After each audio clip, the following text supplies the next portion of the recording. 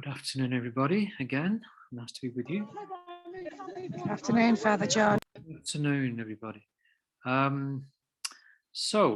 Last time we spoke about Blaise Pascal and his wager or bet, which he invites, well, anybody, but particularly the agnostic and the atheist to consider in his attempt to bring them to make the leap of faith in God.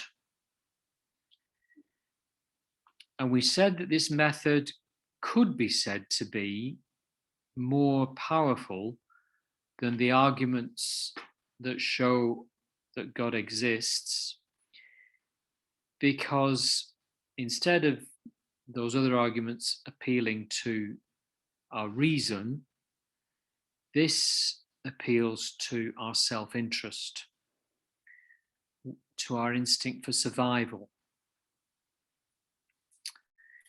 Because at the end of the day, life offers us only two choices. A two-way bet. We either believe God exists or we believe that he does not.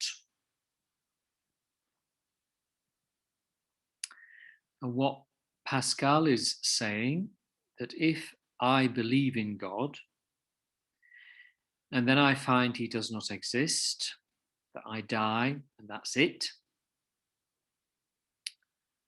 I lose nothing. But if I reject God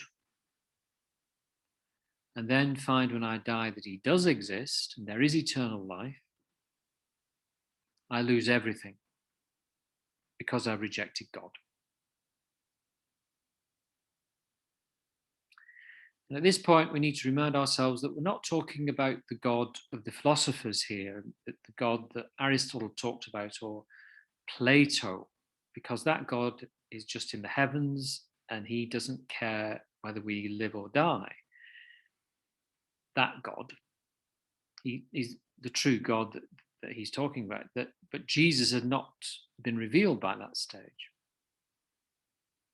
The God that Pascal is referring to is the God of Jesus Christ.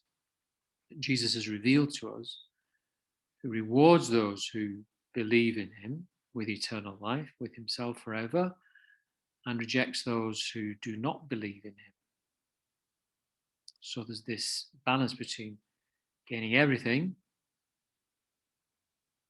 or losing everything that life offers us, whether we like it or not. Now, if we were given the chance to, if our child, my son, if I had a son, was dying of cancer, and a doctor came to me and he said, there's a 50% chance that if I operate on your son, he will be cured, but he may die. Any reasonable parent would say, I'll take the risk. And this is the same sort of risk, exactly the same difference, 50-50. Either God exists or he does not. Two options. Which are you going to wager on? Which are you going to bet on? Pascal is asking us.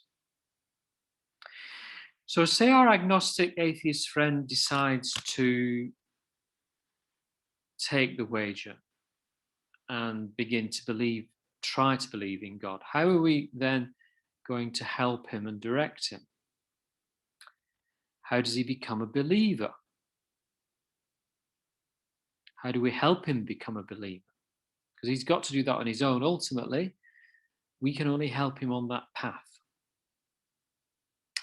Pascal, as I've said, does not lead him to the obvious place, which is the proofs of the existence of God, and talking about there must be a first cause, there must be a source of change, talking about miracles, talking about religious experience, all these various arguments to show that God exists and points to God existing, he thinks all that is not going to help the believer, because they're also complicated, they're also involved, and he doesn't think that's the best way. And so he then says, we've got to go along this way, which is the wager. And so we've got him to say, all right, I'll take the 50% chance that God does exist. How do I come to faith? And we tell him it's not his reason that is stopping him believing in God. What is stopping him believing in God, in all likelihood, is the fact that his passions are in control of him. By his passions, I mean either greed or lust or avarice, a desire for things, many, many, many things, or anger, could be anger at God or anger at life, or depression could be the passion that's stopping him from believing in God. All these things we see all around us in people that we meet. And it's these, in most cases, that stop people from preventing from going on to believe in God. Newman often said that the roots of atheism are almost always moral rather than intellectual. It's very rare, comparatively rare, to see somebody who has gone through all the arguments for the existence of God and thoroughly gone through them and come out the other end and said, I still don't believe in God.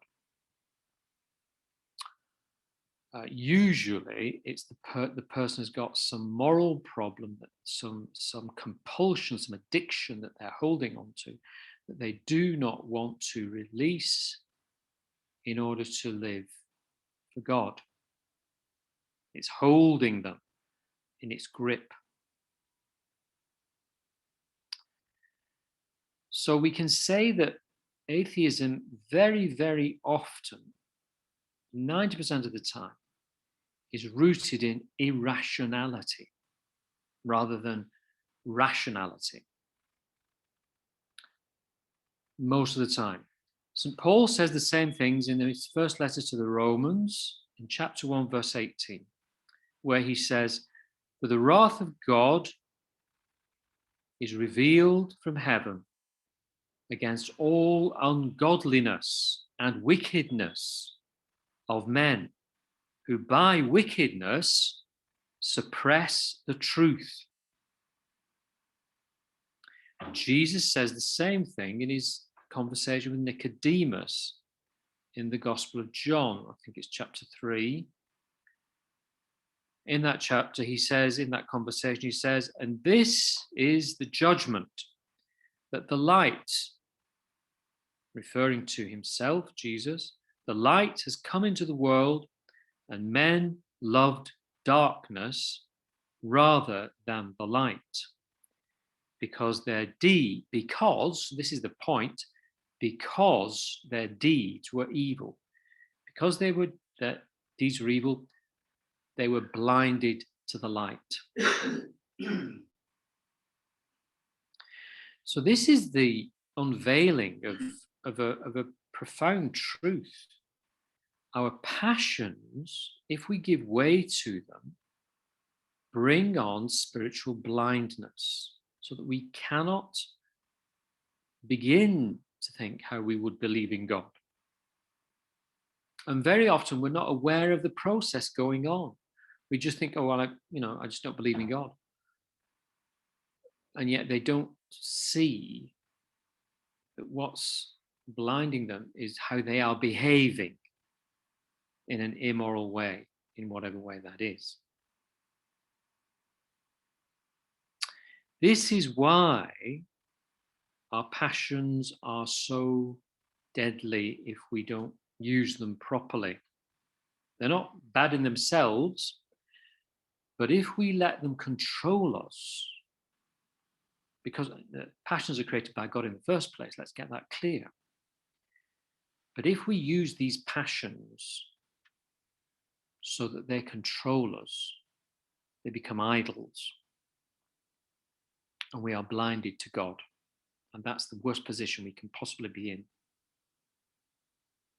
Because the passions actively work against faith.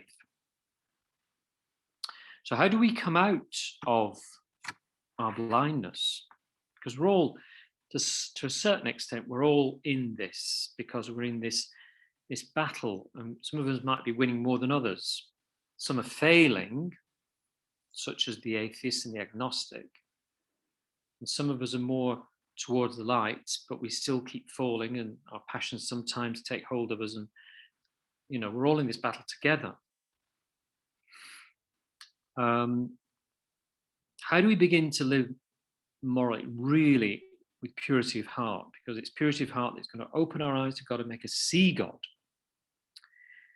One of the Psalms says, just came to my mind when I was writing this: turn away from evil and do good, then you will live in the land and be secure. If you find your delight in the Lord and not in your passions, whatever they are, whatever your addiction is, shall we say, God will grant your heart's desire. So what the psalm is saying to us here is that when we begin to live morally, we begin to, maybe we go to Alcoholics Anonymous, if alcohol is our big thing, big addiction, and we begin to win the fight against that addiction. And we begin not to be controlled by it. Then we are given what we are made for. We're made for God. He is what we really desire. We've put alcohol where God should be. Or we've put money where God should be. Or we've put sex where God should be. Or we've put things where God should be. So it's when we turn away from these things that we begin to see. We're given sight because we turn away from sin. Our eyes begin to open. And here I'm talking about the eyes of our heart, the center of our being. The Bible talks the heart is the center of our being, where we're most truly ourselves. That's what the heart is.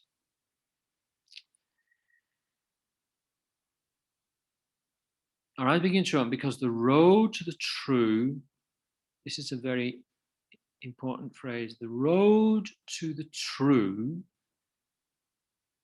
is the good. The road to the true is the good. If we live morally, we will find the truth.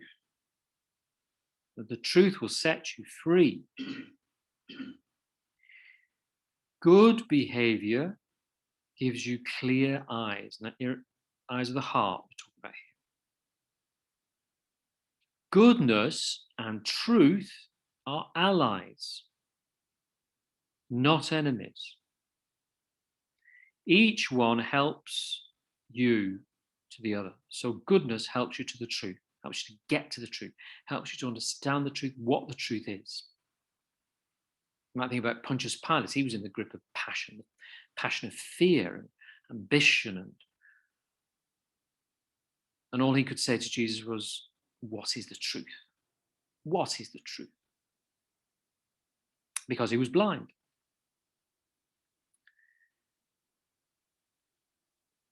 Many have trod this road by doing good in order to find the truth.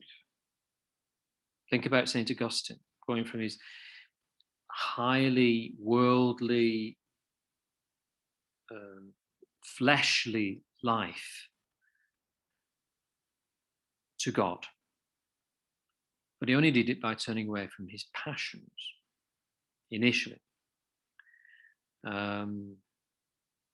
So Pascal asks Sonia that we imitate their success and learn from their experience, the experience of the saints, basically. So how does all this work in practice? Well, a very useful analogy is to think about brain damage for atheism.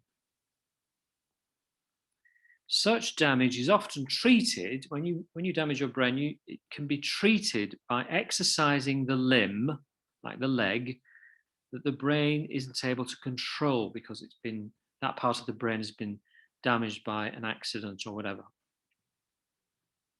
And by moving the limb in whatever way that you can, or the physiotherapist beginning to move it for you, the brain is educated by the limb to begin functioning again. So atheism can be overcome when faith is absent by doing good. Because as I said, the heart has got eyes. Love God and you will begin to see him. Doing good, you will be able to understand God's teaching. Obey what he said, and you begin to believe in him. So this is a sort of a backwards forwards movement to get to faith. And the novelist Dostoevsky, some of you might have read his novel, The Brothers Karamazov. And in that novel, a woman comes to a priest called Father Zosima, Zosima, desperate because through reading philosophy and exposure to science and technology, she's lost her childhood faith in God. And she says to him, how can I get my faith back? What if, I'm facing the grave and I'm worried that there just might be flowers on my grave and that'll be it? The priest says to her, well, I can't take you back to your childhood and give you that faith you had then. And I can't prove to you categorically that God exists, he says, or that your soul is immortal. I can't do that. But he said there is a third way. The third way is love. Active love for your neighbor. Then you will come to see God in your neighbor. Here the heart's eyes will open, but only if she loves. And not in a general sort of way, like loving humanity or loving ideals or loving a project or whatever like that. It's got to be, as the gospel tells us, as Jesus tells us, love your neighbor.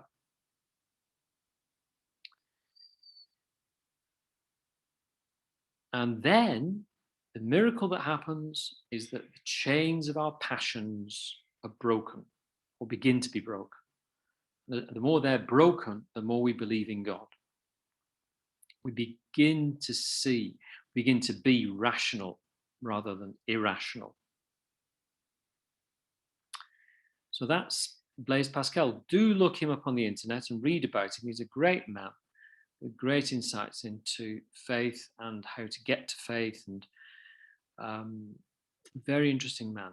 So next time I'm going to look at another big thorny issue that stops people believing in the Bible, and that's the problem of evolution. So that's for next time. God bless you all. We'll look at that over the next 2 or 3 talks. Okay, bye for now. Thank you so much, Father John. Thank you very much.